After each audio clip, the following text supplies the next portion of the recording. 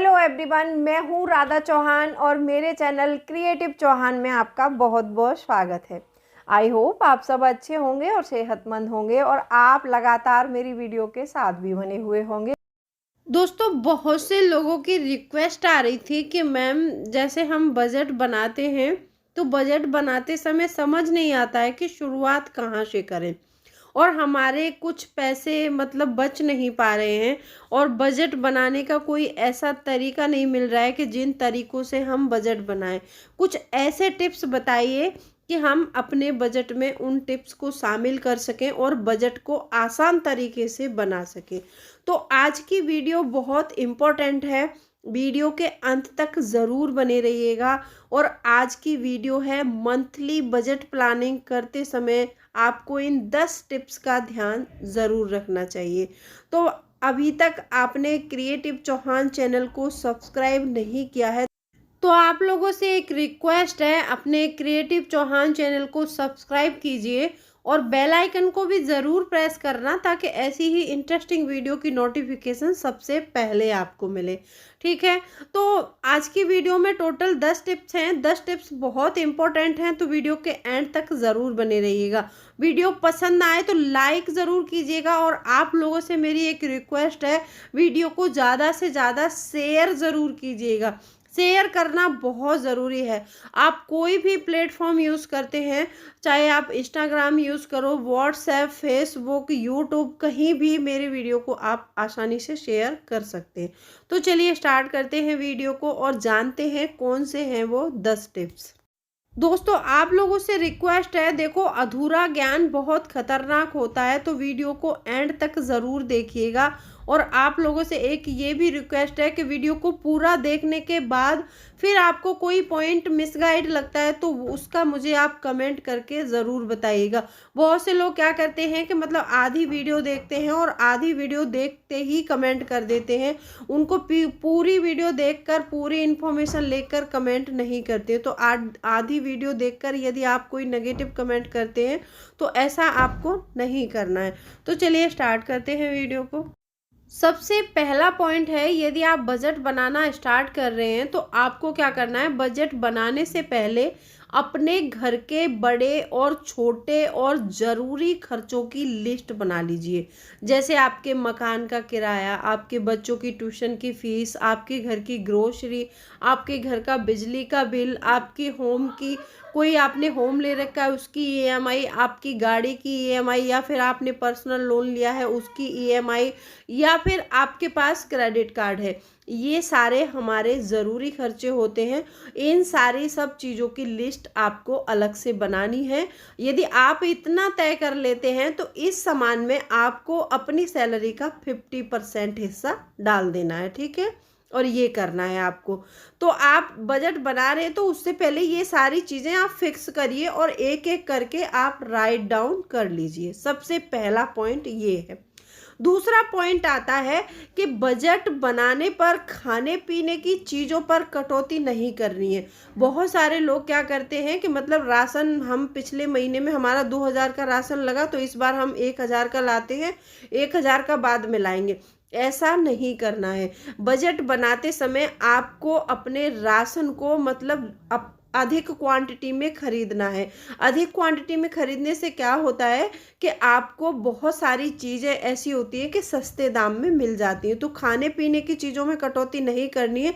हो सके तो आप यहाँ पर ऑनलाइन की जगह या फिर किसी ग्रोसरी स्टोर से सामान खरीद सकते हैं। ठीक है, क्योंकि ऑनलाइन सामान, बहुत सारा सामान ऐसा आता है कि जिसमें हम जो चीज़ नहीं खरीदनी हम वो भी खरीद लेते हैं। वहाँ पर यदि आप समझदारी दिखाते हैं थोड़ी, ऑनलाइन या फिर किसी विशाल मेगा मार्ट या फिर किसी डी मार्ट में शॉपिंग कर रहे हैं तो वहाँ पर आप थोड़ी सी समझदारी दिखा सकते हैं कि जो चीज़ ऑफर में चल रही है, गेट बाय वन गेट है। अब जैसे मान लो आपको हेयर ऑयल खरीदना है तो हेयर ऑयल एक के साथ एक फ्री मिल रहा है तो आप वो ले सकती हैं, क्योंकि हेयर ऑयल आपको हर दिन चाहिए और बहुत सारी चीज़ें ऐसी किचन में होती हैं हमारे कि हमको मतलब सूजी, बेसन, पोहा, इन पर अगर आपको अच्छी छूट मिल रही है तो आप ये किसी भी मतलब मेगा मार्ट से खरीद सकते हैं। और वैसे आप आटा, दाल, चावल, ये सारी चीज़ें आप ग्रोसरी स्टोर से खरीदें, जो लोकल ग्रोसरी स्टोर होते हैं उनसे खरीदें, वहाँ पर सही मिल जाता है, ठीक है। तो इन चीज़ों में आपको कटौती नहीं करनी है।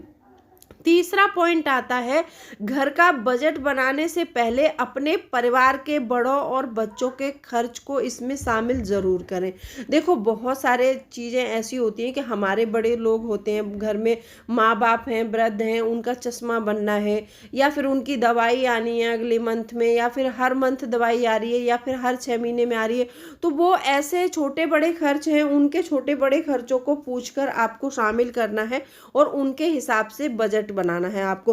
हो सके तो आप अपने घर के बड़ों से बैठकर, एक साथ बैठकर सारे लोगों को चर्चा कर लेनी है कि अगले महीने हमारे घर में कौन सा नया खर्च आने वाला है।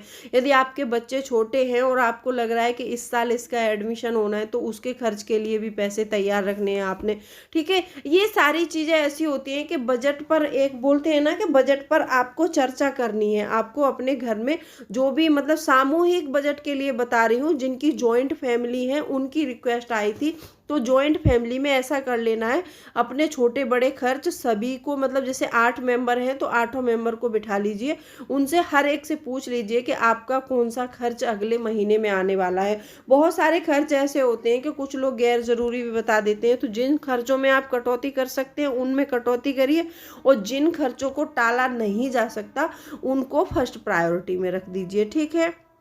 चौथा पॉइंट आता है यहीं पर कि बिजली और गैस का यूज ज़रूरत के हिसाब से ही करें। देखो ऐसा होता है कि छोटी छोटी बचत हमारी आगे जाके बड़ा रूप ले लेती है, और ये छोटी छोटी बचत ही हमारा मतलब जो है फाइनेंशियल कंडीशन सही करती है और यही बिगाड़ती है। बहुत सारे छोटे मोटे खर्चे ऐसे होते हैं कि जिनको अनजाने में हम करते रहते हैं और उनका हम पता नहीं लगा पाते। जब पता नहीं चलेगा तो हम बचाएंगे कैसे पैसे। तो इसीलिए आपको अपने घर की लाइट को सही तरह से यूज़ करना है, गैस का यूज़ सही करना है। अगर गांव में रहते हैं तो गांव में तो थोड़ा चूल्हे का उपयोग कर सकते हैं, मतलब थोड़ा गैस का कर लो, थोड़ा चूल्हे पर कर सकते हैं। तो ऐसे भी आपकी गैस कम से कम 4 से 5 महीने आसानी से चल जाएगी। तो गांव की क्या होता है कि देखो गांव में अक्सर करके खर्चे बहुत कम होते हैं। सिटी में तो ये है कि एक मजबूरी हो जाती है गैस पर खाना बनाना, गांव में ऐसी कोई मजबूरी नहीं होती है। गांव में हमें दूध नहीं लेना पड़ता, आटा, दाल, चावलें, बहुत सारी चीज़ें ऐसी होती हैं कि जो घर में ही उगती हैं, तो वो सारे खर्चे हमारे बच जाते हैं। तो यहीं पर अगर बिजली और गैस का यूज़ आप सही से करती हैं तो आप लंबे समय तक मतलब उसको एक अच्छा अमाउंट बचा सकती हैं। पांचवा पॉइंट आता है कि बजट बनाते समय अपनी इनकम और खर्चों का रिकॉर्ड ज़रूर बनाएं। देखो यदि आप बजट बना रहे हैं सामूहिक फैमिली में तो कितने लोग कमाने वाले हैं उस चीज़ को भी आपको मतलब लिखना है। सबकी आमदनी कितनी हो रही है तो वो सारी भी आपको जोड़नी है। अब उसमें सबका खर्च कितना बन रहा है तो वो भी आपको जोड़ना है। इन दोनों चीज़ों का रिकॉर्ड रखेंगे तो आप एक बैलेंस बजट बना पाएंगे और आप अच्छी खासी बचत भी कर पाएंगे। तो आपको ये चीज़ें ज़रूर करनी है। छठवां पॉइंट आता है कि अपनी पसंद वाली और छोटी बड़ी चीज़ों के लिए एक अलग से लिस्ट बनानी है। आपने क्या करना है, देखो बहुत सारी चीज़ें ऐसी होती हैं कि हमें पसंद होती हैं और उनको मतलब लंबे समय तक टाल नहीं सकते हैं हम, क्योंकि ऐसा होता है कभी कभी कोई चीज़ हमें पसंद है और हम उसको लंबे समय तक टालते रहते हैं, या फिर बजट में चलने से हम क्या रिजिड हो जाते हैं, थोड़ा गुस्सा आने लगता है कि हमको ये चीज़ नहीं मिला, ये हमको लेना है, खरीदना है। तो उसके लिए एक बजट बना लीजिए। जैसे आपको लगता है कि ये चीज़ मैंने लिखी है यहाँ पर, ये मुझे ज़्यादा ज़रूरी है, ऐसा लग रहा है कि इसके बिना मेरा काम नहीं चलेगा, तो आप उसको खरीद लीजिए बोलकर, ठीक है। अगर आपको लगता है कि मतलब 2-3 दिन तक आपने लिखा और वो देखते रहे आप उसको और आपको लगा कि ये चीज़ 3-4 दिन में मुझे नहीं ज़रूरत पड़ी, तो शायद आगे भी मतलब ऐसे पड़ने वाली है, नहीं पड़ने वाली है। यदि आप कन्फ्यूजन में हैं तो ऐसी चीज़ों को पोस्टपोन करते रहिए, ठीक है, तो आप पैसे बचा सकते हैं। क्योंकि क्योंकि कोई भी चीज़ पर्टिकुलर, कोई भी ऐसी, चाहे कोई साड़ी हो या फिर कोई होम डेकोर का आइटम हो, हम जो चीज़ खरीदते हैं वो तब तक ही खुशी देता है जब तक हम कोई उससे अच्छा दूसरा नहीं देख लेते हैं। यदि हम दूसरा देख लिया तो फिर हमें उसकी इच्छा होने लगती है कि हमें तो वो चाहिए। तो ऐसे ही जो चाहत वाली चीज़ें हैं उनको सेकंड प्रायोरिटी में रखें, और जो मतलब आपकी ज़रूरत वाली चीज़ें हैं उनको आप फर्स्ट प्रायोरिटी में रखें, ठीक है। 7वां पॉइंट आता है कि बजट को बोझ समझकर मन छोटा नहीं करना है। बहुत सारे लोग ऐसे होते हैं कि मतलब बजट में चल रहे हैं तो ज़्यादा खर्च नहीं कर सकते, यहाँ पर ये खर्च करना था लेकिन हम नहीं कर सकते क्योंकि हमारा खर्च बजट से ऊपर चला जाएगा। यदि आप बोझ समझेंगे तो आप इसको 2 महीने तक भी नहीं चला सकते, और आप बजट को अपना मतलब जो है उसको अपनी जिम्मेदारी समझ के चलाएंगे कि नहीं, हमको आगे मतलब बचत करनी है आगे आने वाले समय के लिए, तो आप बजट को काफ़ी लंबे समय तक मेंटेन कर सकते हैं। क्योंकि किसी भी चीज़ को जब हम बोझ समझने लगते हैं ना, तो उस चीज़ को ज़्यादा दिन तक हम ढो नहीं सकते हैं। तो वजन देखा है ना कि आपने बोझे को हम ज़्यादा नहीं ढो सकते, तो ऐसे ही बजट का भी है। यदि आप बजट को बोझ समझेंगे तो ज़्यादा दिन तक नहीं चला पाएंगे, और बजट को एक जिम्मेदारी समझ के चलाएंगे तो आप आसानी से लंबे समय तक चला पाएंगे इसको, ठीक है। 8वां पॉइंट आता है कि बजट बनाते हुए अलग अलग खर्चों के लिए अलग अलग लिफाफे का यूज़ कर सकते हैं। जैसे कि मान लो आपके घर में आपके कोई एक बड़ा मेंबर है, उसने आपको पैसे दिए और आप घर में एक चला रही है। हर घर को महिला ही चलाती है, महिला ही मैनेज करती हैं। तो आप क्या कर सकती हैं, अलग अलग लिफाफे बना सकती हैं। जैसे ये दूध वाले का लिफाफा है, दूध का पैसा उसमें डाल दो। आप ये ग्रोसरी का लिफाफा है, इसमें ग्रोसरी के पैसे डाल दो। ये मेडिकल का है, ये वेजिटेबल का है। मतलब अलग अलग लिफाफे बना लीजिए। जैसे या उन्होंने आपको मान लो 20,000 रुपये दिए कि ये घर खर्च 1 महीने के लिए आपको चलाना है, तो आप लिफाफों में डालते रहिए वो पैसे। जब भी मतलब आपको वेजिटेबल लाना है तो वेजिटेबल वाले लिफाफे से लीजिए। आपको यदि ग्रोसरी का सामान लाना है तो ग्रोसरी वाले लिफाफे से, दूध वाले का हिसाब करना है तो उस लिफाफे से लीजिए। तो ये कैश स्टफिंग जो होता है ना, ये एक बहुत अच्छा सिस्टम होता है।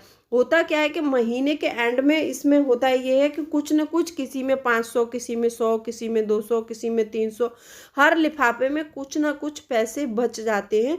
तो वो एक अमाउंट इकट्ठा करके उसको आप आरडी खोल सकते हैं, कुछ भी कहीं भी इन्वेस्ट कर सकते हैं, आप कहीं भी लगा सकते हैं उसको, ठीक है। 9वां पॉइंट आता है कि इमरजेंसी के लिए अलग से एक लिफाफा बनाएं। ये चीज़ हर महिला को करनी चाहिए और अपने घर में ज़रूर करनी चाहिए। और उसमें इमरजेंसी वाले लिफाफे में जैसे ही आपके पास पैसे आए, उसमें से 1000 या 500 रुपये इमरजेंसी वाले लिफाफे में आपको अलग से जमा कर देने चाहिए। अब वो लिफाफा 1 साल के बाद मान लो कोई इमरजेंसी हो गई बीच में तो यूज़ हो जाएंगे पैसे, और नहीं होती है तो वो पैसे आपके बच जाएंगे। तो आप उस पैसे को बखूबी कहीं जमा करा सकते हैं, अपनी सेविंग्स में डाल सकते हैं, इमरजेंसी फंड बना सकते हैं, उससे कुछ भी कर सकते हैं। और बजट बनाते समय हर एक छोटे बड़े खर्च को ज़रूर काउंट करना है। 10वां पॉइंट ये था मेरा। बजट में मतलब ऐसे रहना है आपको कि बजट को एक जिम्मेदारी समझ के चलाना है। और बजट यदि आप बना रहे हैं तो ये 10 पॉइंट मैंने बताए हैं, ये बहुत महत्वपूर्ण पॉइंट है। ये सारे पॉइंट आप समझ के और लिख लीजिए, एक डायरी में नोट कर सकते हैं ये 10 पॉइंट को।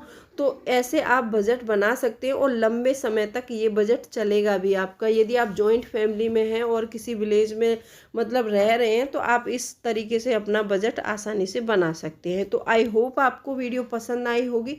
वीडियो पसंद आई है तो वीडियो को लाइक शेयर कर देना, और मिलती हूँ अगले वीडियो में। तब तक के लिए bye bye, thanks for watching.